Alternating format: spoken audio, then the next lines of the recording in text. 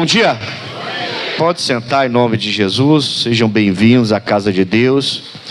Daqui a pouquinho nós vamos orar um pouquinho mais, colocar mais ainda o nosso coração diante dele em nome de Jesus, tá bom? Já tem um aviso aí na tela que o Top 90 de amanhã vai ser às 8 da manhã, porque à noite nós estaremos sendo visitados aqui pelo nosso líder do estado. Ele não vai vir aqui, ele vai lá em Realengo, no antigo Cine Realengo, né? Ele vai estar lá amanhã às 19 horas. Espero que todos vocês estejam lá também, para não perder essa bênção. Mas eu prometi que esse mês, toda segunda-feira, eu faria o Top 90 e não faria uma vez só. Durante todo esse mês até o Top 90 de setembro, que é a primeira segunda-feira, sempre às 19 horas, salvo amanhã, que vai ser às 8. Tá bom? Amanhã às 8 da manhã eu farei o Top 90 com vocês. Aí à noite a gente se vê lá com a nossa reunião especial com o pastor Michael, nosso líder do estado, em nome de Jesus, tá bom?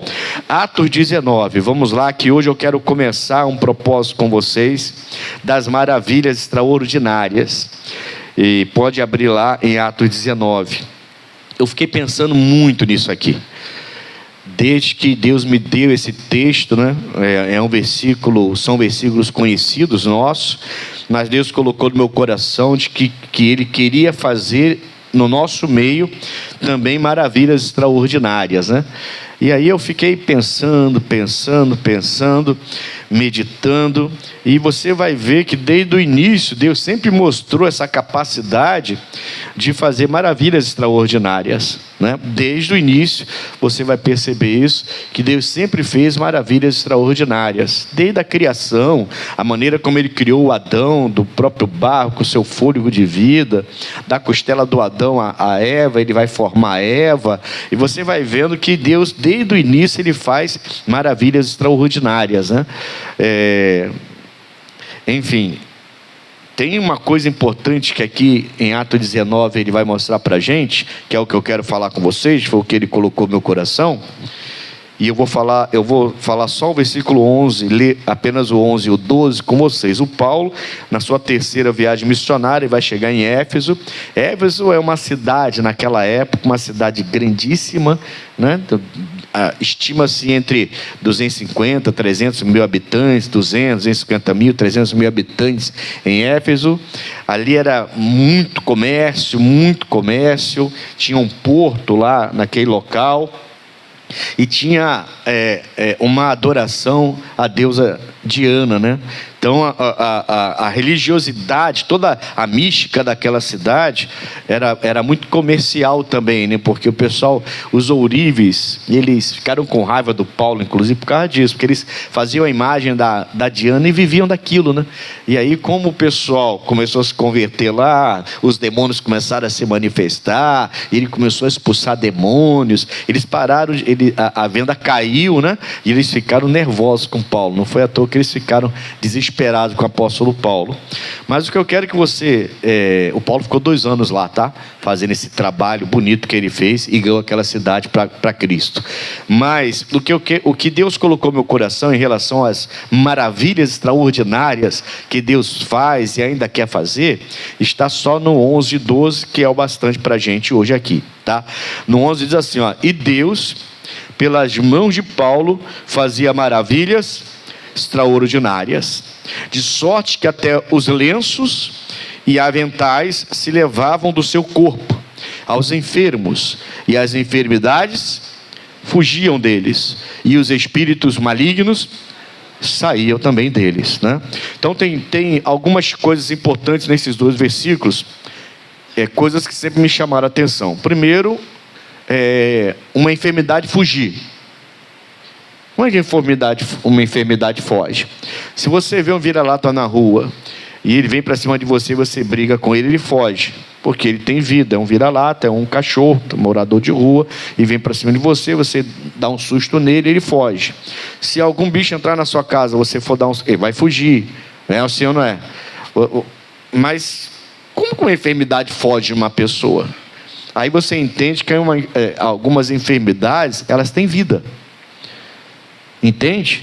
E quando Paulo então está fazendo a obra de libertação, a Bíblia fala que a enfermidade fugia do corpo das pessoas, e os demônios se manifestavam e também saíam e iam embora. Então, se o demônio sai, tudo que é dele na vida da pessoa também sai. Pensamentos, costumes, práticas, doenças, vícios. O demônio saiu de perto ou de dentro até daquela pessoa, então ele leva o que é dele e aquela pessoa é liberta. Por isso que as enfermidades fogem, quando o Paulo começou a fazer um trabalho de libertação. Tá certo? O que ficou martelando no meu coração, no versículo 11: e Deus pelas mãos de Paulo fazia maravilhas. O que ficou martelando no meu coração: quem fazia maravilhas extraordinárias? Quem? Ah, tá. Alguém falou Paulo aí. O Paulo não. Quem fazia era Deus. Mas fazia pelas mãos de quem? Então, quem fazia as maravilhas extraordinárias, faz e vai continuar fazendo? Deus. Sempre é Deus. Sempre é Deus. Esquece essa história de idolatria com o homem. Sempre é Deus. Amém, Jesus? É Ele. Tudo é dele, por Ele e para Ele. Tá? Sempre é Ele é que faz maravilhas extraordinárias. Agora, Ele fazia essas maravilhas pelas mãos de um homem que era como eu e você. Talvez a diferença desse homem para a gente é que ele se dedicou plenamente ao Evangelho. E a gente se dedica à família, à esposa, ao marido, ao filho, a trabalho, a ganhar dinheiro, a juntar dinheiro, a negociar, a conversar, a investir. A gente se dedica a um monte de coisas e uma parcela dessa dedicação a gente entrega para Deus. O Paulo não. O Paulo nem casou, quando ele se converteu a Cristo, ele se rendeu a Cristo por completo, e a preocupação dele era só o Evangelho. Ele falou: morrer para mim é lucro, viver para mim é Cristo. Então você vê que aquele homem só queria o Evangelho. Talvez essa seja a única diferença. Fora isso, não tem nenhuma diferença. Amém, Jesus? Nenhuma. Ele era um homem como eu e você, ser humano como eu e você. Só que a Bíblia fala que pelas mãos dele. Quando a Bíblia diz que pelas mãos de Paulo Deus fazia milagres extraordinários, maravilhas extraordinárias, ele não está falando pela uma parte do corpo dele, né? Ele não está falando pelas mãos, não. Ele está falando pelas atitudes de Paulo, pela maneira como Paulo servia a ele, pela forma como Paulo se comportava. Então, pelas mãos de Paulo. Como é que você conseguiu aquela vaga? Foi pelas mãos do Vitor. Eu consegui aquela vaga. Por quê? Porque o Vitor conhecia alguém, que arrumou uma vaga para você em determinado local. Então foi pelas mãos do Vitor. Mas não foi as mãos do Vitor. Foi o conhecimento do Vitor que arrumou alguma coisa para você. Tá dando para entender o que eu quero dizer? Por que isso é importante? Porque quando você vai pegar a Bíblia desde o princípio, você vai ver que Deus sempre usou o homem. Eu costumo dizer, há muito tempo Deus colocou isso no meu coração, que Deus não depende de mim, sou eu que dependo dele, mas ele precisa de mim. E há uma diferença enorme entre precisar e depender. Porque se eu preciso de você e você falha comigo, tudo bem, eu descarto e vou arrumar outro que vem me ajudar também, porque também tem outras pessoas que estão capazes como você. Amém, Jesus? Está dando para entender, sim ou não? Então ele precisa de mim. Mas se eu não quero ser usado por ele, se eu não me deixo ser usado por ele, essa é a mensagem. Se eu não me deixo ser usado por ele, é simples. Ele vai encontrar outro que ele possa usar no meu lugar. E eu vou ficar para trás. Eu vou perder a minha bênção porque eu me preocupei com tantas coisas, com a minha vida, com tantas coisas materiais, sentimentais, emocionais, que eu terminei, eu mesmo me cerceei, eu mesmo me segurei. E aí Deus falou assim: peraí, o pastor não quer que eu use ele do jeito que eu queria usar. Ele está tão preocupado com família, com dinheiro, com pagamento disso, com daquilo outro, que ele está deixando uma parcela muito pequena para mim. Então eu não posso usar o pastor Edilson como gostaria. E aí ele não vai ficar dependendo de mim. Amém, Jesus? Ele não depende da gente, nós que dependemos dele. Então ele vai pegar outro, vai preparar outro e vai dar ao outro o que era para dar para mim. Entende? Deus colocou isso no meu coração, irmãos. Ele quer que você todos nós, que um dia nos entregamos a Ele, se deixe usar por Ele. A gente fica tão preso a emoções, a sentimentos. Não quero mais. Fulano de tal. Está me atrapalhando. Não, fulano está me atrapalhando. Não sei quem está me atrapalhando. E a gente esquece que a obra é de Deus. A gente esquece que a gente foi chamado para fazer a obra, não foi do fulano nem da fulano que está te atrapalhando. Nós fomos chamados para fazer a obra de Deus. Amém, Jesus? E a gente tem que continuar, porque se a gente não quer continuar, outro vai continuar em nosso lugar. Vai chegar alguém, né, mais puro, mais limpo, que não se preocupa mais com essas coisas, como a gente era no princípio. Eu lembro de uma coisa que aconteceu comigo, quando eu entrei na igreja e fui batizado no Espírito Santo. Eu lembro disso. Quando eu achei a minha igreja, foi a Igreja da Graça lá em São Gonçalo. Foi quando eu entrei lá a primeira vez. E não foi nem quando eu fui batizado no Espírito Santo, foi quando eu entrei lá a primeira vez. Não, foi quando eu fui batizado no Espírito Santo. Foi pouco tempo que fui batizado no Espírito Santo ali. Fui batizado nas águas e no Espírito Santo. E eu lembro que aconteceu uma coisa interessante, porque eu saí na porta assim, e eu fiquei pensando assim, meu Deus, parecia que todo mundo era gente boa, sabe? A minha cabeça, parecia que todo mundo era gente boa, ninguém ia passar a perna em mim, ninguém ia puxar meu tapete, ninguém ia me machucar, ninguém ia fazer nada. Dava a impressão que se eu pisasse nos outros, os outros iam me pedir perdão. A impressão era essa. Parecia que tudo era bom, parecia que eu estava em outro planeta. Aí depois você vai percebendo que continua a maldade, o mundo ainda jaz no maligno. Foi quando eu cheguei, depois que eu fui batizado, né? Então foi isso. Por quê? Porque eu me converti dentro de casa, já falei para vocês, né? Dentro de casa eu aceitei Jesus através de um versículo só, Jeremias 29:13. Deus usou esse versículo e me converteu, me tirou do mundo. Depois eu fui para a igreja. É isso mesmo. Eu fui para a igreja onde ela frequentava, não me adaptei. Aí até minha irmã mais velha me orientou, me ajudou, terminei entrando na Igreja da Graça lá em São Gonçalo. E nesse dia que eu entrei, foi isso mesmo. A gente entrou lá na igreja, lá em São Gonçalo. Na saída eu falei assim, achei o meu lugar, é aqui que eu quero servir a Deus. Mas eu falei para aquilo porque minha vida parecia que tinha, sabe? Tava tudo, parecia que eu estava em outro lugar, parecia que eu já estava no céu. Aí depois você vai vendo que a maldade ainda está nesse mundo, aí você vai ficando mais esperto. Só que às vezes a gente fica muito calejado, irmãos. A gente chama de casca grossa, né? A gente vai criando umas cascas tão grossas, que a gente vai deixando de fazer o que Deus quer que a gente faça. E a gente vai perdendo a bênção. Porque a gente vai vendo um erro aqui, uma falha ali, fulano que errou lá, o pastor que falhou ali, um obreiro que errou aqui, um outro que errou lá e outro que errou. A gente vai deixando essas coisas entrarem e a simplicidade do evangelho a gente esquece. Aquilo que Deus nos chamou para fazer, a gente esquece. Tem outro fazendo em nosso lugar e a gente acha que está tudo bem. Não está bem não. Deus queria que você fizesse aquilo, mas você não está fazendo. Por quê? Porque você começou a olhar o defeito de um, a falha do outro, o pastor que caiu, o outro que adulterou, a outra que foi embora, a outra que se desviou, aquela que era obreiro se desviou, aquela pessoa que te ganhou para Cristo e agora está desviada. Você começa a ver mentira aqui, alguma coisa lá. A obra de Deus é cheia de erro. Não porque ela é ruim, não, ela é boa.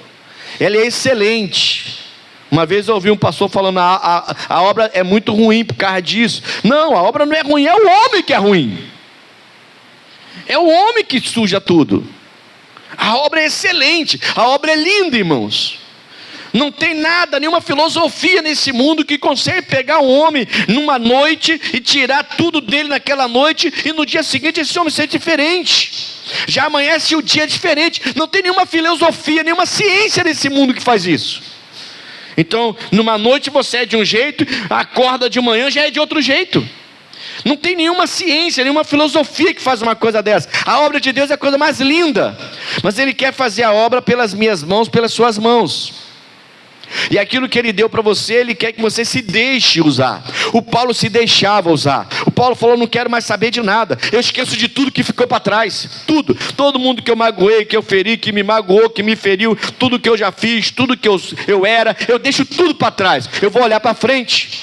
a soberana vocação que Deus deu para mim, ou tu não vai fazer no meu lugar o que Deus me mandou fazer. Amém, Jesus? A gente precisa despertar para isso. Deus quer fazer também pelas suas mãos maravilhas extraordinárias, como Ele fez pelas mãos, pelos serviços do apóstolo Paulo, que é isso que ele está dizendo ali. Quando a Bíblia fala pelas mãos do apóstolo Paulo, a Bíblia está dizendo que Deus usou os serviços dele porque ele se deixou usar. Ele falou: para onde o Senhor me mandar, eu vou. O Espírito Santo mandou, eu vou. Não mandou, eu não vou. Eu faço o que Deus me manda. Vou ser preso, vou apanhar, vou ser chicoteado, vou ser apedrejado, mas eu vou fazer o que Deus me mandou. E ele fazia. Aí você vai lá atrás, você vê o Adão, Eva, você vê o Noé. Pensa no Noé. Deus não fez maravilhas pelas mãos do Noé? Fez ou não fez? Aquele barco apareceu do nada? Hein? Aquele barco enorme, numa época sem nenhum tipo de tecnologia, ele apareceu do nada? Quem fez o barco? Mas quem mandou a chuva e mandou o dilúvio? Foi Deus, ué. Deus quer fazer as maravilhas extraordinárias, mas Ele está esperando suas mãos começarem a trabalhar. É ou não é? Quem tirou o povo do Egito? Quem foi que tirou o povo do Egito? Foi Moisés. Quem foi que abriu o mar? Foi Deus. Quem foi que tocou lá no mar? Não, Moisés. Mas quem abriu? Foi Deus. Com Moisés não teria condição de fazer isso, mas foi pelas mãos do Moisés, pelas atitudes do Moisés, pelos serviços de Moisés, que aquele mar se abriu. É ou não é? Quem cercou a muralha de Jericó? Josué. Mas quem derrubou aquela muralha? Foi Deus, irmão. Deus faz maravilhas pelos seus serviços. Ele quer continuar fazendo maravilhas pelos seus serviços, pelas suas mãos. Agora você está se deixando usar por Ele? Eu ontem mandei um videozinho para os jovens, de uma jovenzinha. Eu achei interessante aquilo ali, porque eu preguei domingo passado, né? Eu tenho que ser uma fonte junto da fonte. Quem lembra dessa mensagem aí? Uma fonte junto da fonte. Então você tira da fonte que é Jesus e você passa a ser uma fonte para outras pessoas. Aí eu vi uma jovenzinha fazendo um videozinho na igreja, pelo jeito estava num culto, parecia ser uma igreja, um culto, e me chamou muita atenção, porque ela estava falando assim, simplesinha ela, né? Você vê que ela estava nervosa, bem jovem, né? Você vê que ela estava nervosa, e eu mandei para os jovens esse vídeo, e ela fala de uma mulher que aparece para ser ajudada, uma senhora, não lembro agora se era moradora de rua, se estava precisando de ajuda, uma senhora, uma vovozinha lá, e ela fala com a avó, dá bom dia, e ela vai embora. Ela precisava de ajuda, de alguma coisa, não sei. Aí a menina falou que Deus falou assim, agora é a hora. Ela falou assim, é hora de falar de mim, de ajudar, de fazer alguma coisa, vai lá e fala com ela. Aí ela falou, caramba, quando falou isso eu pensei assim, e agora? Aí ela voltou, falou e ajudou a mulher agradeceu a ela, né? Agradeceu, aí ela falou assim, começou a falar de Jesus para a mulher. A mulher ficou toda feliz, ela falou de Jesus, depois dela ter ajudado, primeiro ela ajudou, né? Depois falou de Jesus, depois terminou de falar de Jesus, convidou ela para ir na igreja. Ela não se contentou, deu o telefone dela, deu o WhatsApp dela para a senhora. Amém, Jesus? Depois ficou tentando falar com ela, aí ficou um tempo sem ela responder. Aí ela foi para a igreja, ficou procurando, tentando achar aquela senhora. Aí ela falou que teve um domingo que ela ficou procurando, não achou, mas na hora da saída viu a mulher com o filho dela, lá no estacionamento da igreja. Aí foi lá falar com ela, e ela falou que naquele culto o pastor tinha pregado, tinha falado muito com eles, estava lá os dois chorando, e se entregaram para Jesus, e agora são membros da igreja dela. Eu mandei para os jovens, falei, isso é ser, até usei a mensagem semana passada, falei, isso aí é ser uma fonte junto à fonte. Porque senão, os nossos jovens vêm para a igreja, dança, mas não ganha uma alma para Cristo. Não entende como Deus quer usá-los. Nossos jovens, graças a Deus, estão sendo uma bênção. Amém, pessoal? Eu não tenho que reclamar deles, não. Só estou comentando. E aí eu mandei para eles verem. Isso é ser uma fonte junto da fonte. Quem está entendendo? Eu fiquei pensando no Davi, né? Imagina o Davi, um jovem, diante de um gigante que o exército de Israel estava com medo. O exército, acostumado à guerra, estava com medo. Um bom exército, estava cheio de medo. E um garoto, irmão, um garoto. Ele pega, bota uma pedra numa funda, gira, gira, gira, manda a pedra, e a pedra acerta exatamente na testa, no ponto certo, e acerta com uma força tal que ele cai. Porque o gigante não morreu da pedra, o gigante morreu da espada, né? É a palavra que destrói o diabo. Foi a espada, não foi, né? Mas aquela pedra, quem é a nossa pedra, irmão? Quem é a nossa rocha? Quem derrubou aquele gigante não foi o Davi de fato, mas foi pelos serviços do Davi que Deus conseguiu destruir aquilo ali, aquele inimigo. Porque olha que força, você tem um jovenzinho girando numa funda uma pedra, jogando uma pedra, a pedra vai, pum, na testa. Dizem que aqueles capacetes só tinham exatamente essa parte, para o cara respirar e enxergar o inimigo. A outra parte era tudo protegida, e acertou. Pô, que mira é essa, irmão? Que mira é essa? O anjo do Senhor pegou aquela pedra e saiu assim, aquela pedra, o próprio Jesus aí na testa do inimigo, para o diabo cair. Aí depois ele foi lá e terminou o serviço, cortando a cabeça e matando de vez o gigante. Então assim, você vê que, se você for pegar, eu podia continuar falando. Você tem a Débora, você tem a Ana, você tem a Esther, você tem os profetas, você tem o próprio Jesus, você tem o Pedro, você tem tanta gente fazendo coisas extraordinárias, mas são pessoas que entregaram seus serviços para Jesus Cristo. São pessoas que falaram assim, não importa o que vão falar, não importa o que vão dizer, não importa o estender de dedo para mim, não importa se alguém em minha volta vai escandalizar, não estou nem aí, eu vou fazer o que Deus me mandou fazer. Muitos aqui poderiam estar fazendo muito mais do que fazem, mas começou a olhar para os defeitos dos homens e esqueceu que a obra de Deus é a coisa mais linda que tem. Mais linda que tem. Não tem uma obra mais linda nesse mundo que a obra de Deus. E estão querendo parar, alguns pararam e outros estão querendo parar. Por quê? Porque estão vendo o defeito dos homens, a falha dos homens, os escândalos que os homens estão causando. Esquece os homens, irmãos. Deus quer usar suas mãos para fazer maravilhas extraordinárias. Deus quer usar seus serviços para fazer maravilhas extraordinárias. Diga amém, Jesus. Eu lembrei do Elias. O Elias eu quero ler com vocês. Primeiro livro dos Reis. Vamos lá rapidinho. Primeiro livro dos Reis, capítulo 18.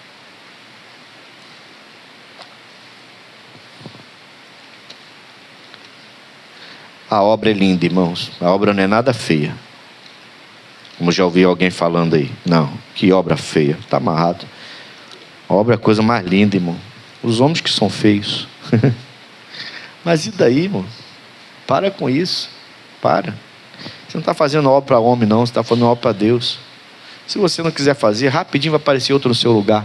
E não vai fazer talvez melhor do que você faria, porque foi dado para você, só que você não quer. Aí vai vir outro, vai fazer e não vai fazer igual você faria, porque Deus não errou contigo. Deus não errou com a gente, irmão. A gente que erra com Ele. Se Ele te chamou para fazer, Ele não errou com você. E eu não creio que outro vai fazer melhor do que você.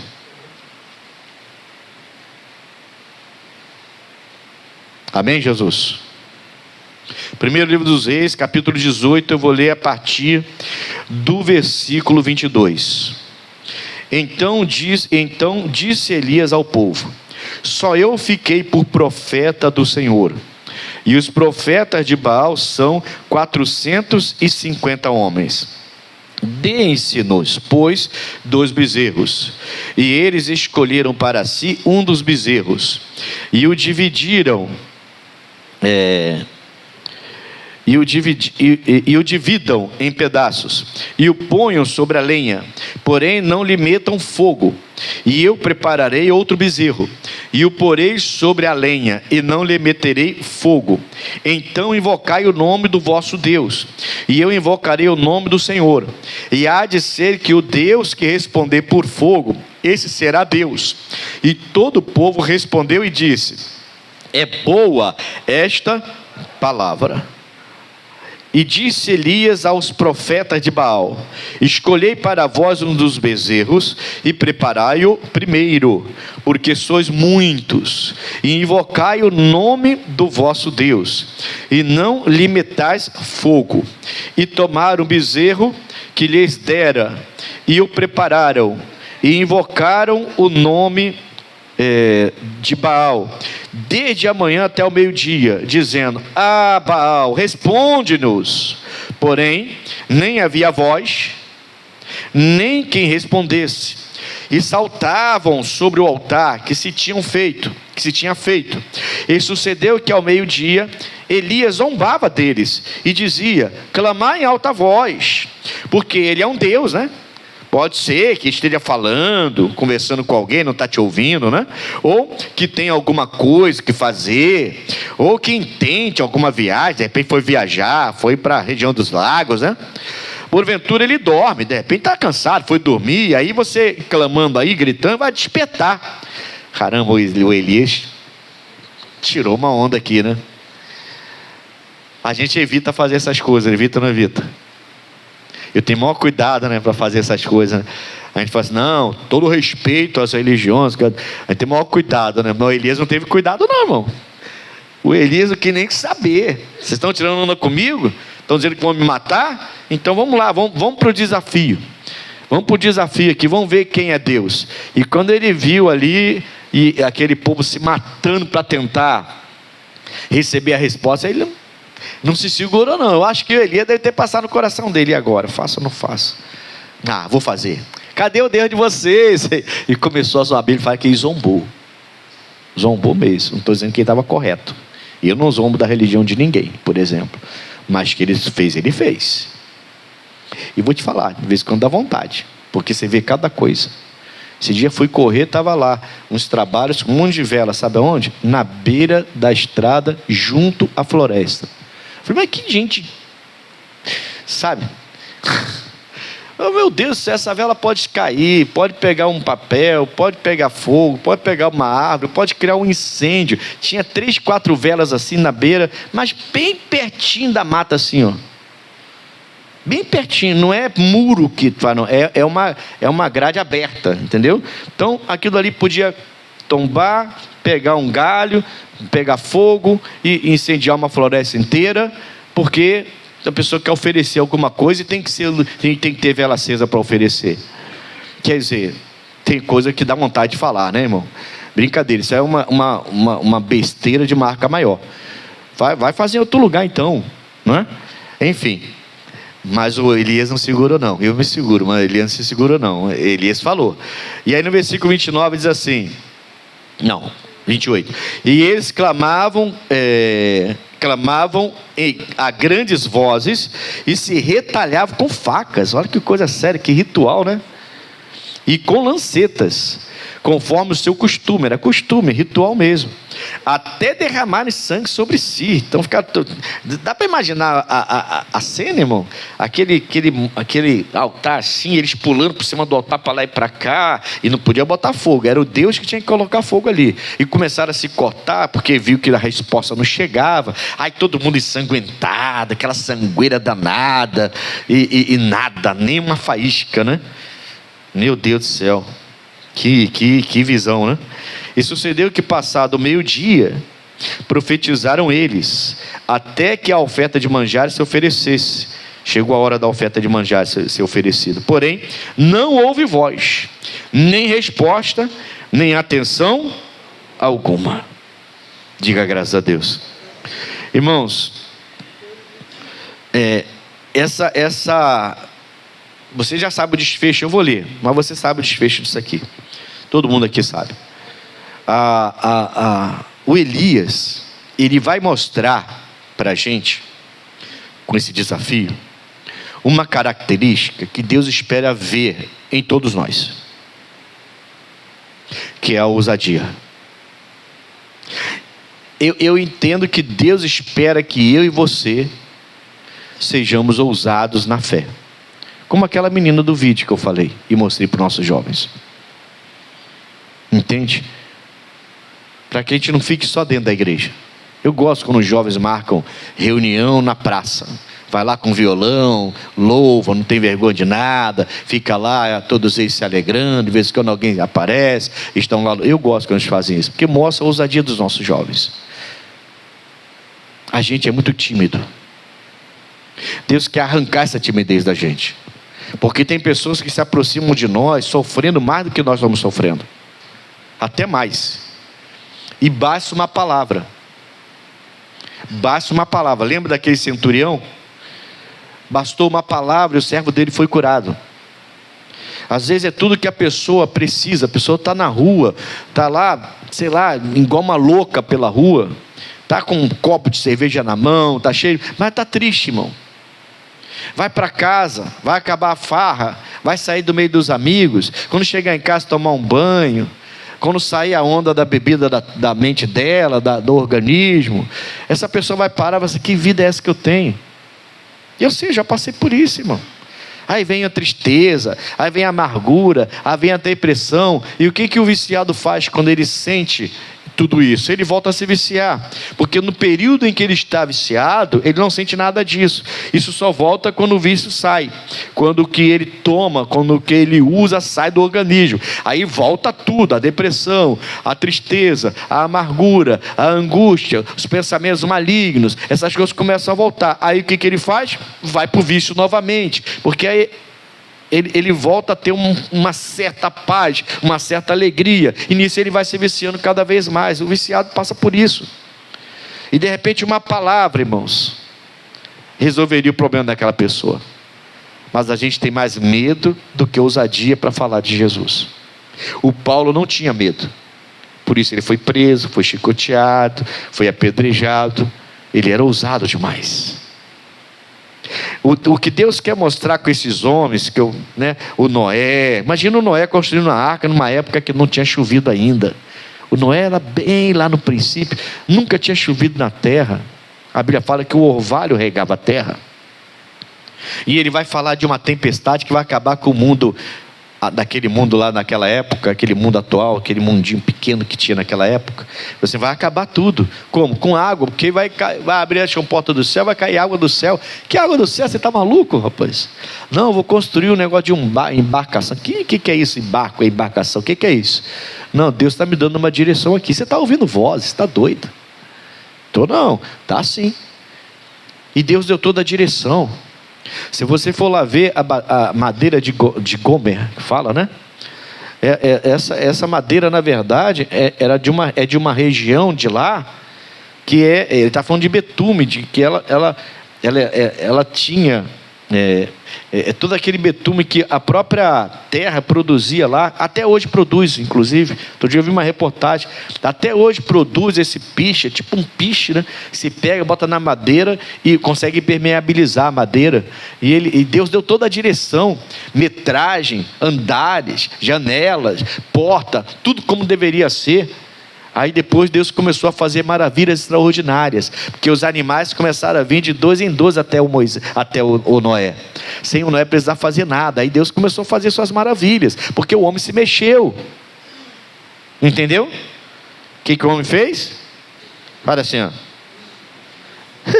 O homem se mexeu, irmão.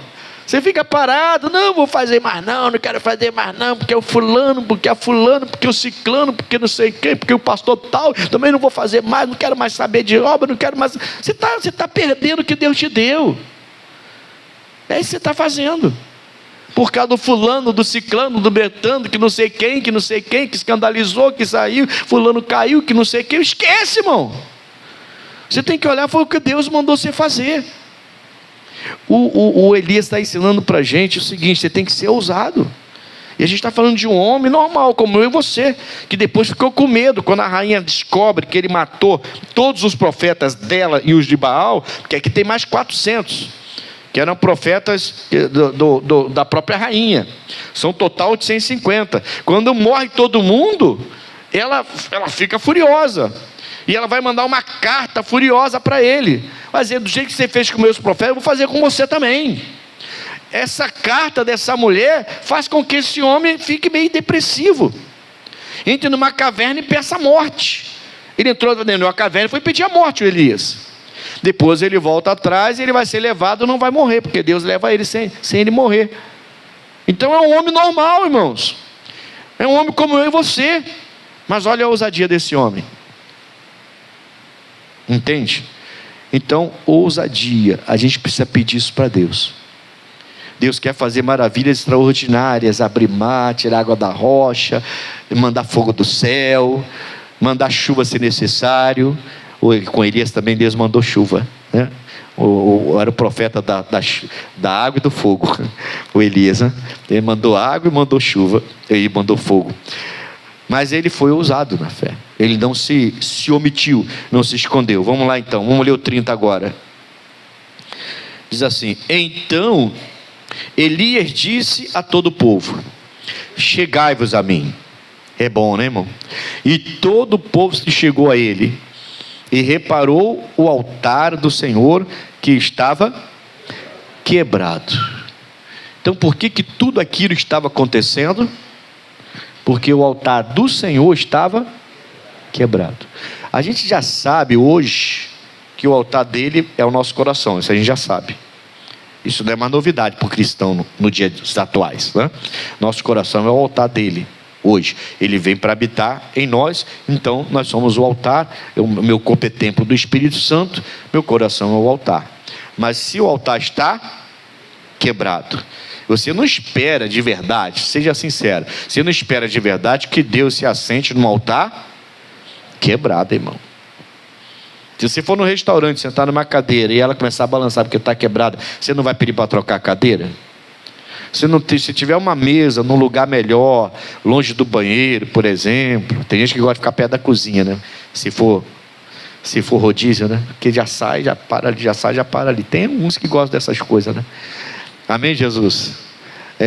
Mas assim, se você tem um lugar melhor, do seu jeito, uma mesa bonita, uma cadeira bonita, melhor, você não vai querer o melhor? Por que a gente acha que Deus vai habitar e se assentar em qualquer trono?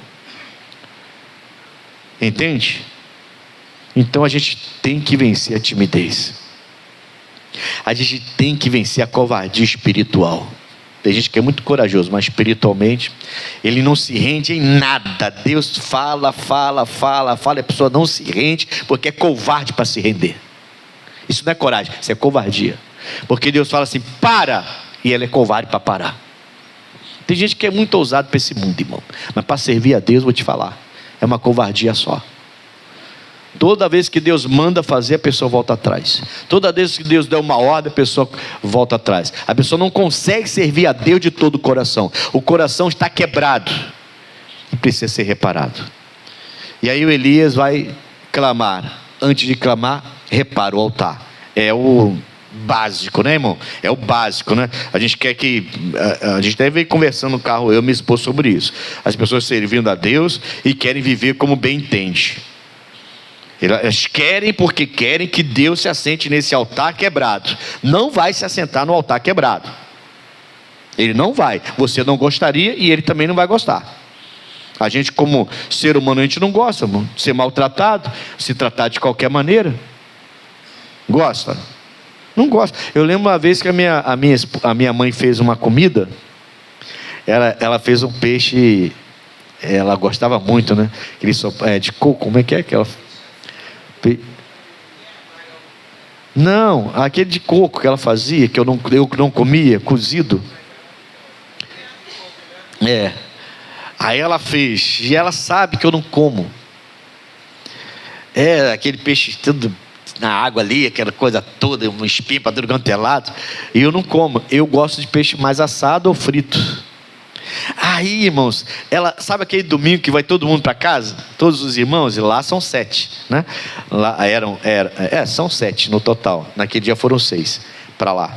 E a gente ia com a esposa, a minha irmã ia com com o marido, aí levava os filhos, aí juntava todo mundo na casa da mamãe. Era aquela farra que a gente fazia com a minha mãe lá. Aí ela fez aquele peixe, aquela peixada que ela falava lá, peixe de coco, né? E tudo ensopado, aquele negócio todo. E fez o meu separado, irmão. Só o meu ela fez separado. Meu Deus do céu, tinha que ver o ciúme dos meus irmãos. Ednilson é especial, né? Você vai fazer uma comida especial para ele, né? Não é que ele não come isso aqui. Eu sei que ele não come, ele só come desse jeito. Então eu fiz isso aqui para ele. A senhora tem um escolhidinho, então. E os irmãos ficaram todos de ciúme, irmão. O ciúme porque minha mãe fez o meu separado, fez o meu diferente. Amém, Jesus? É importante você fazer para Deus o que tem que ser feito. E não adianta o outro ficar com ciúme, porque Deus está te usando muito. Você vê muita gente te invejando porque você está se entregando a Jesus e está fazendo o melhor para Ele. E a pessoa fala assim: nada, vai fazer também, irmão. Mas os homens, que os homens, irmão? Que eu ouvi que o pastor tal, e esquece o pastor tal. Se ele fez besteira, ele que dê conta da besteira que ele fez lá. Deus te chamou. Amém, Jesus? Tem que haver ousadia, tem que haver coragem. A gente não pode ser tímido na fé e se acovardar para obedecer aquilo que Deus está pedindo da gente, irmão. E Ele não depende de você. Uma hora Ele vai abrir mão e vai colocar outro no seu lugar. Aí você vai ficar lá: poxa, ninguém me dá oportunidade. Não é questão de oportunidade, você abandonou o barco. Diga amém, Jesus. Está amarrado, né? Eu pensei numa coisa aqui, mas nem vou falar. Nem vou falar porque você não vai gostar. No 31 diz assim, ó: então ele restaurou o altar que estava quebrado. 31. E Elias tomou 12 pedras, conforme o número das tribos dos filhos de Jacó, ao qual veio a palavra do Senhor dizendo: Israel será o teu nome. E com aquelas pedras edificou o altar em nome do Senhor. Depois fez um rego em redor do altar, segundo a largura de 2 medidas de semente. Então armou a lenha e dividiu o bezerro em pedaços e o pôs sobre a lenha e disse: enchei de água 4 cântaros e derramai-a sobre o holocausto e sobre a lenha. E disse: fazei-o segunda vez. E o fizeram segunda vez. Disse ainda: fazei-o terceira vez. E o fizeram terceira vez. De maneira que a água corria ao redor do altar e enchia até o rego, ainda até o rego encheu de água. Sucedeu, pois, que oferecendo-se a oferta de manjares, o profeta Elias se chegou e disse: ó Senhor, Deus de Abraão, de Isaque e de Israel, manifeste-se hoje que tu és Deus em Israel e que eu sou o teu servo. Então foi pelas mãos do Elias ou não foi? Foi. E que conforme a tua palavra fiz todas estas. Ele estava debaixo de obediência ao Espírito de Deus ou não estava? Então todo o ritual do Elias, ele não tirou da cabeça dele 12 pedras. Para que 12 pedras? Sempre tem um que reclama. É ou não é? É ou não é? Sempre tem um que reclama. Maratona da família. 9 lições, 9 quarta-feira. Mas para que 9? Eu não posso vir nas 9. É difícil vir todas as 9. Não pode fazer só 3. Você reclama o que você quiser. Vou fazer 9 e acabou. Deus mandou fazer 9. E já estou com as 9 lições prontas. Já está pronta já. Se você quiser salvar sua família e mudar a história da sua casa, você vai aprender a honrar a Deus. Quer dizer, essas lições são de pessoas que estão aprendendo ou querem aprender a honrar a Deus. E Deus honra aqueles que honram a Ele. Então você aprende a honrar a Deus e Ele vai honrar a sua família. E no final ainda vai ganhar uma medalha. Está a medalha ali, ó. Já está separadinha a medalha. Mas só para quem completar a maratona. Quem não completa a maratona não tem medalha. Nem de participação. É assim ou não é? Alguém aqui já participou de alguma maratona? Ninguém? Já participou? No final não recebe uma medalha? Quem chega no final? Pelo menos primeiro, segundo e terceiro, né? Pelo menos. Todos ganham de participação, mas se chegar no final lá também, né? Se a pessoa no meio do caminho desistir e ir embora, não vai ganhar nada, né? Não vai ganhar nada. De participação, aí não vai ganhar nada. Mas se participar, vai ganhar medalha. Essa medalha vai ser para provar para a sua família que você tem lutado por ela.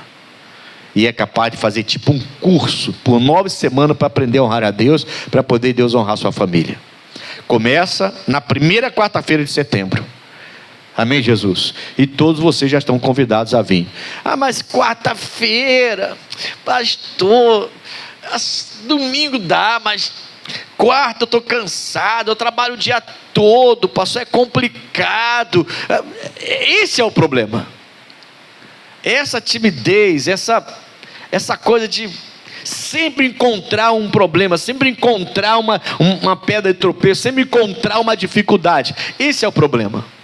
Esse é o problema, que muitos estão perdendo a bênção. Você vê que o Elias, ele não teve pressa. Você reparou uma coisa?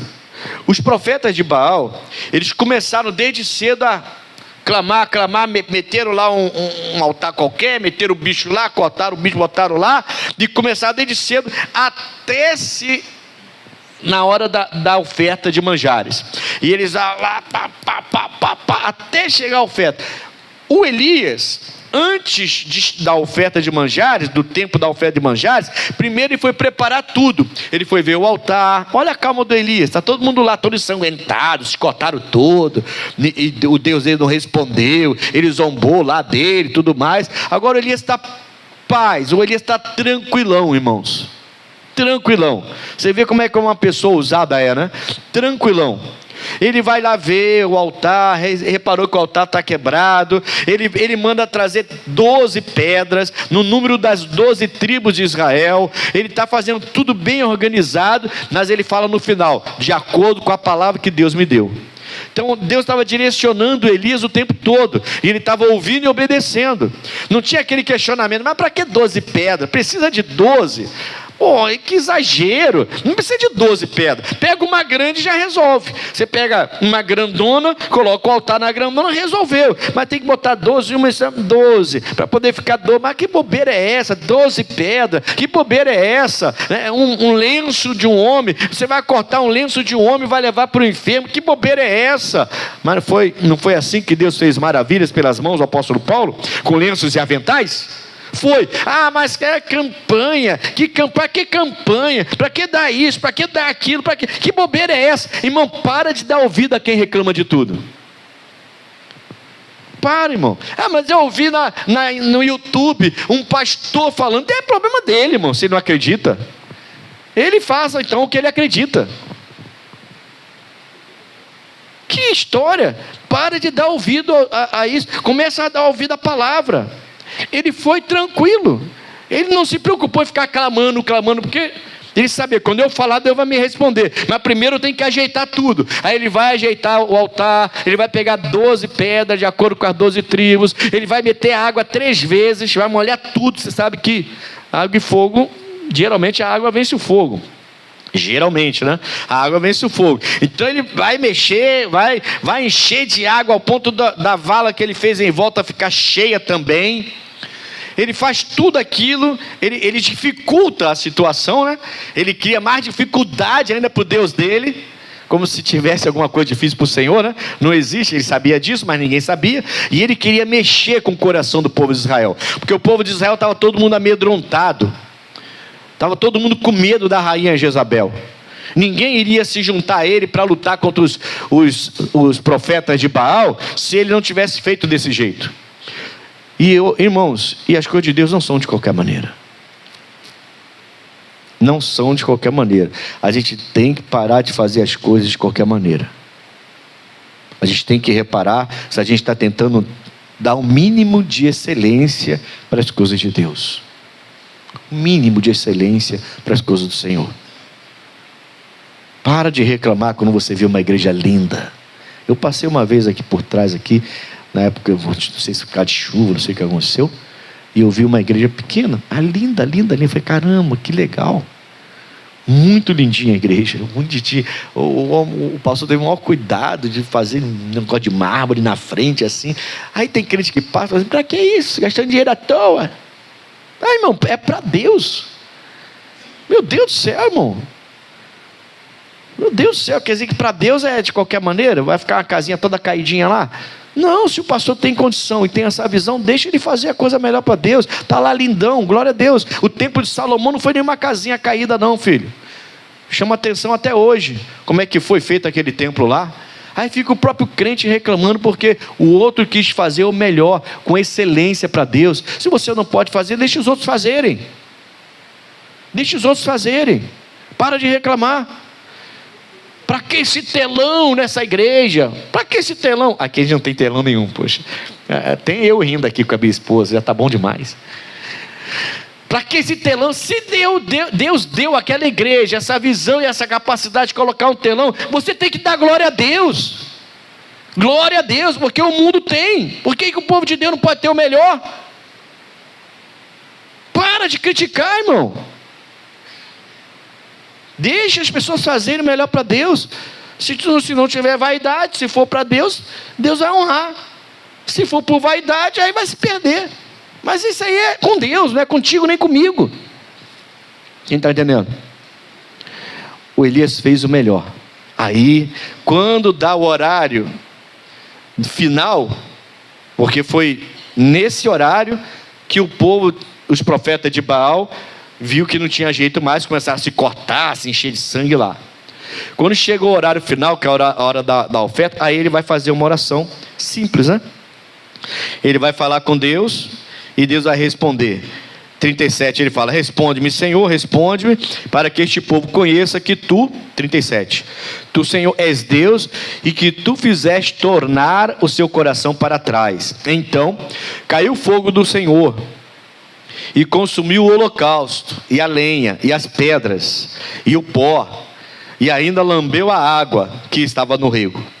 O que vendo todo o povo, caiu sobre os seus rostos, e disse: o que o povo disse? De novo, não foi uma vez só não. Eles repetiram 2 vezes. 2 vezes. Que bom, né, irmão? Só o Senhor é Deus. As pessoas em sua volta precisam entender que o seu Deus é o único Deus. Então a gente precisa tratar Deus com mais excelência. A gente tem que parar de tratar Deus de qualquer maneira, como aquele que só está aí para fazer milagres para a gente,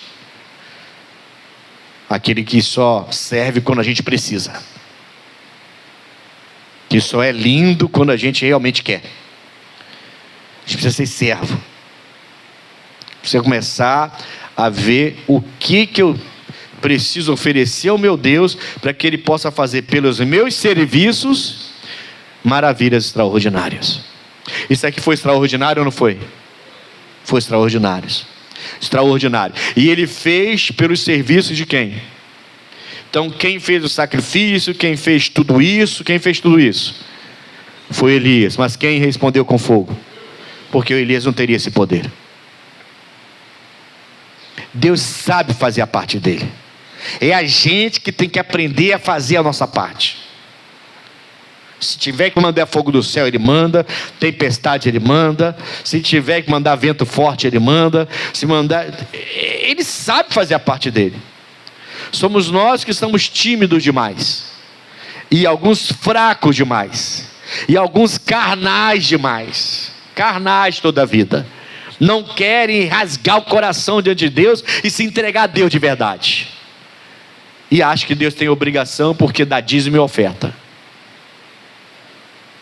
Porque acham que isso é o bastante. Alguns nem isso dá. Nem isso dá. Só lembram de Deus quando precisam de verdade. Viram crente, frequentador da igreja quando precisa de Deus. Quando não precisa mais, esquece da igreja. Pessoas que às vezes a própria igreja dela pode estar caindo em pedaços e ela não move uma palha para ajudar. Uma palha para ajudar. A gente precisa acordar, irmão. Amém, Jesus? Tem que tirar essa timidez, essa fraqueza humana que a gente tem. O Paulo, Deus fazia obras extraordinárias, maravilhas extraordinárias pelo serviço de Paulo, porque o Paulo se rendeu completamente. O Elias, ele está aqui totalmente dedicado para preparar esse altar para Deus. Foi o Elias que fez o desafio, foi ou não foi? Foi. O Elias foi ousado para deixar eles clamarem primeiro. Imagine se Baal manda fogo, irmão. Acabou o Elias, acabou o Deus de Israel. Mas o Elias sabia que Deus não ia permitir. Você acha que o Baal não tentou mandar fogo lá? Fala para mim. O Baal não está curando pessoas aí para poder iludir as pessoas? Tá ou não está? Tá, irmão. Ele faz sinais. Ele se reveste diante de luz. Você acha que o Baal não tentou mandar fogo para acabar de vez com aquele homem? Para acabar de vez com Deus de Israel? Deus não deixou o Baal responder com fogo. Foi Deus que não deixou. E o Elias sabia disso. O Elias estava fazendo tudo na direção de Deus. Ele conhecia o Deus que ele servia. Nós precisamos conhecer o Deus que nós falamos, o Deus que nós servimos. Senão a gente vai continuar no raso, irmão. Vamos continuar servindo a Deus só dentro daquilo que a gente deseja, que a gente quer. A gente não vai servir a Deus como Ele quer. E a gente vai perder. Posso encerrar? Então ele está ensinando a gente a se deixar usar.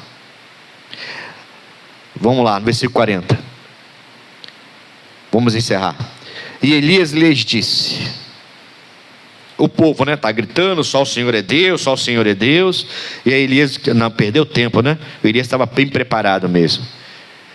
Ele disse assim, lançai mão dos profetas de Baal, que nenhum deles, e lançaram mão deles, e Elias os fez descer ao ribeiro de Quizon, e ali os matou. Não escapou nenhum. Não pode escapar. Diga amém, Jesus. Não pode escapar, não deixe nenhum escapar.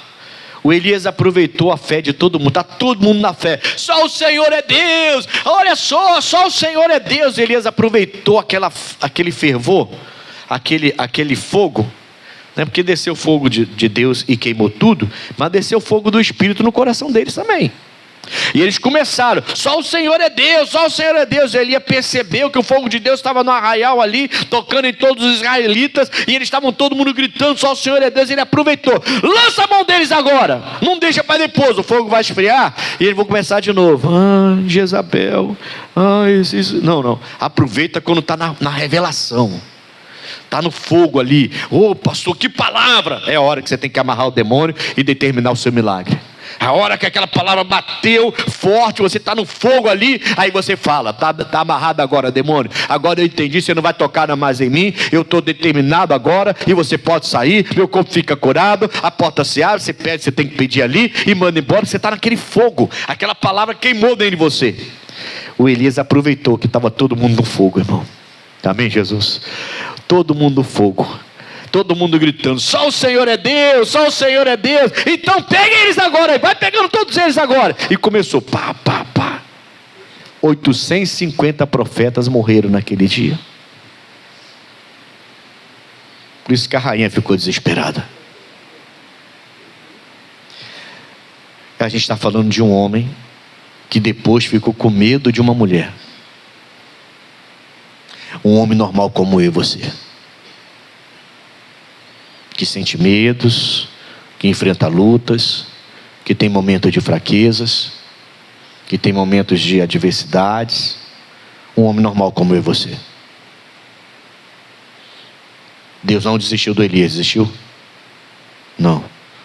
Ele foi até aquela caverna, ele falou com Elias, ele mandou Elias sair daquela situação, e ele levou Elias para ele.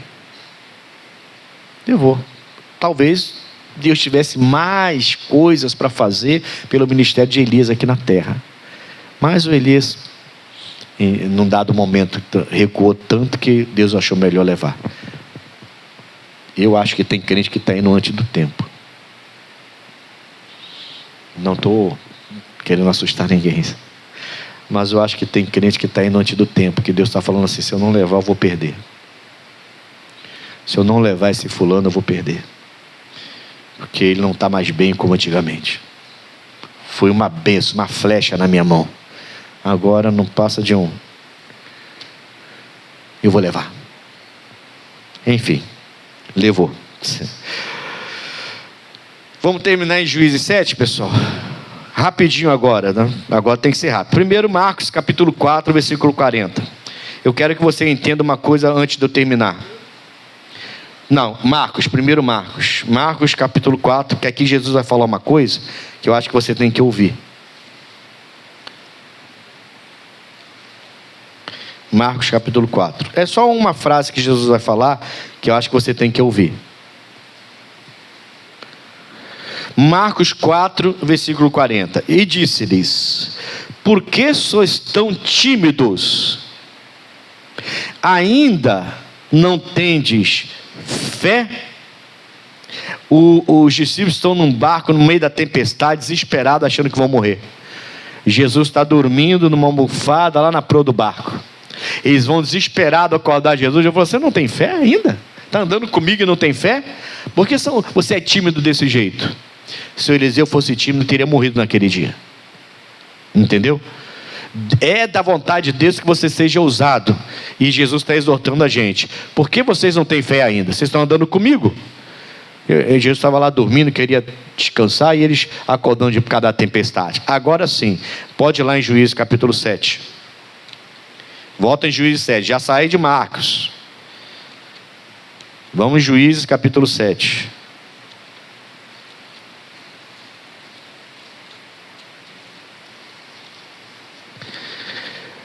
Versículo 1. Então Jerubaal, que é Gideão, se levantou de madrugada, e todo o povo que com ele havia, e se acamparam junto à fonte de Arode, de maneira que tinham o arraial dos midianitas para o norte, pelo outeiro de Moré no vale. Você lembra, deve lembrar, né? Que os midianitas nesse momento, eles eram um povo enorme de quantidade, e eles roubavam tudo, tiravam tudo que o povo de Deus plantava. Era o inimigo que empobreceu o povo de Deus, inclusive porque o povo de Deus não colhia o que plantava. Os midianitas colhiam o que plantavam, estragavam o que ficava, enfim, é um inimigo. E Deus levantou esse jovem Gideão para poder destruir o inimigo. 2. E disse o Senhor a Gideão: muito é o povo que está contigo, para eu dar aos midianitas em sua mão, a fim de que Israel se não glorie contra mim, dizendo: a minha mão me livrou. Então Deus não quer que a honra seja sua, a honra tem que ser dele sempre, né? Agora, pois, apregou aos ouvidos do povo, dizendo: quem for o quê? Covarde e medroso, que volte e vá-se apressadamente das montanhas de Gileade. Então voltaram do povo quantos? Só ficou 10.000. De 32.000, quantos que voltaram? 22.000, ficou 10.000. De 32.000, só ficou 10. 22.000 estavam lá, alistados para a guerra contra os midianitas, mas eram covardes. E Deus falou: não vou trabalhar com covarde. Não vou trabalhar com medroso. Você quer que Deus faça maravilhas extraordinárias pelas suas mãos, pelos seus serviços, como foi pelas mãos de Paulo, pelo serviço de Paulo, do Noé, do Moisés, do Josué, da Ana e do Eliseu, do Elias. Então você tem que começar a pegar essa ousadia. Você tem que começar a olhar para a palavra de Deus e parar de olhar para o que falam. Não importa o que o advogado fala, o que pessoas do seu lado falam, o que médicos falam, nessa parte, nesse momento não. Nesse momento você fica com a fé em nome de Jesus. Amém, pessoal? Nem pastores, hoje em dia até pastores você tem que parar. Tem que parar para pensar o que esse pastor está ensinando. Está dando para entender?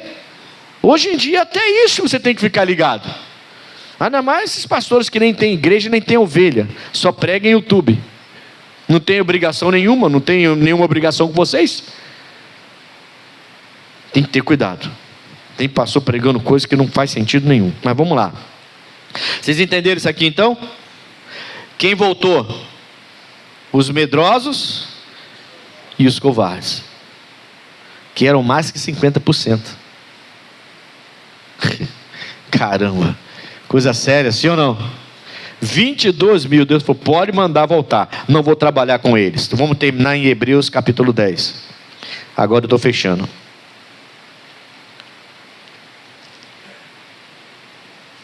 O que eu quero que você guarde no seu coração hoje, para a gente continuar domingo que vem. Você precisa vencer a timidez. Você vencer o medo. É lógico, irmão, quando bate uma enfermidade, quando o médico vai dar um diagnóstico de uma enfermidade, a primeira coisa que quer bater no seu coração é o medo. Quando você vê que a situação é complicada, quando estão dizendo que vai te demitir, ou você é demitido e fica sem recurso para sobrevivência, a primeira coisa que quer bater é o medo. Aí o medo vai fazer você se acovardar, vai fazer você se apequenar, vai fazer você se sentir rejeitado, pequeno, você vai se escondendo. Se deixar o medo dominar, já era a sua vida, irmão, acabou. Ele vai bater na porta, você tem que expulsá-lo na hora. Senão já era, filho. Você não consegue mais. Você não consegue mais. O medo, ele vai sufocar a pessoa. E agora o que vai ser de mim? Ai, meu Deus do céu, e agora? Você não consegue nem orar mais. E orar com medo não adianta não. Viu que Deus falou para o Gideão? Manda voltar. 22 mil, pode voltar. Mas 22 mil vai fazer falta na batalha, meu Deus do céu, Midianita, é muita gente. Não vai fazer falta não. Eu te dou vitória só com 300. Não vai ficar nem com os 10 mil, eu vou tirar mais 9.700 aí. Amém, Jesus? Então assim, tem que confiar em Deus realmente e vencer o medo antes de querer alguma vitória com Deus, tá? Hebreus então, fechando, capítulo 10, versículo 38. Hebreus 10, versículo 38. Mas o justo viverá da fé. Fé e medo combinam, irmão? Não tem, é água e óleo, né? Fé e medo não combinam. Mas o justo viverá da fé. E se ele recuar, se ele tiver medo, a minha alma não tem prazer, não vou trabalhar com eles. Eu acho que tem muita gente na igreja que Deus não está tendo prazer, irmão. A pessoa não consegue nem ser fiel a Deus. Nem nos seus dízimos, nem nas suas ofertas ela consegue ser fiel. Que é uma coisa, normal para o cristão, irmão. Normal para o cristão que serve a Cristo, ser dizimista e ofertante. Nem isso a pessoa consegue. O que deveria ser simples e normal, ela não consegue. Deus não vai trabalhar com essa pessoa. Ela é covarde e medrosa. A fé dela é covarde e medrosa. Recuou, ele não tem prazer. Olha que coisa séria, né? Aí no 39 vai falar assim, nós, porém, que somos daqueles que se retiram para a perdição, nós porém não somos daqueles que se retiram para a perdição, mas daqueles que creem para a conservação aqui que eu vou parar, tá? Eu fiquei pensando assim, eu tenho que saber qual daqueles eu sou, né? Então tem daqueles que se retiram para a perdição, ou eu sou daqueles que andam na presença de Deus e se conservam para a salvação da alma. Qual desses grupos eu estou inserido? Dos 22 mil do Gideão, covardes e medrosos, ou dos 300 que vão sobrar, porque os 10 mil não eram covardes e medrosos, que ficaram. Mas mesmo assim, Deus ainda vai tirar 9.700, só vai ficar 300. Então, são conhecidos na Bíblia como os 300 valentes de Gideão. Nós somos aqueles que ficam se cortando, se machucando, para ver se Deus faz alguma coisa, ou daquele que confia tanto, que nem sai. Você vê que o Elias não orou desesperadamente, irmão. O Elias foi olhar o altar, foi reparar o altar, foi procurar 12 pedras, foi fazer a coisa de acordo com as 12 tribos, ele foi fazer tudo direitinho. Depois ele aumentou o desafio, ele mandou molhar 3 vezes o local, os animais, as carnes, tudo. Ele aumentou o desafio, ele colocou mais difícil, colocou dificuldade no desafio dele. Você vê que Eliseu estava tranquilo, o Elias estava tranquilo. Quando veio chegar a hora já da oferta de manjares, que era para estar terminando a oração, como aconteceu com os outros, aí ele fez uma oração: Senhor, me responde, manda fogo aí, acaba com tudo. Eu quero esse povo incendiado aqui, que eu quero acabar com esses profetas, vão acabar com essa tirania aqui desses profetas de Baal, da Jezabel, vão acabar com esse negócio. E aí o fogo desceu. Amém, Jesus? Então, não recue mais na fé. Não deixe o medo parar você. Não deixe o medo parar você. Seja servo e serva de Deus. E ofereça os seus serviços para Deus. Se o Senhor quer me usar, então tá bom. Próxima vez que alguém se aproximar de mim, eu vou falar de ti.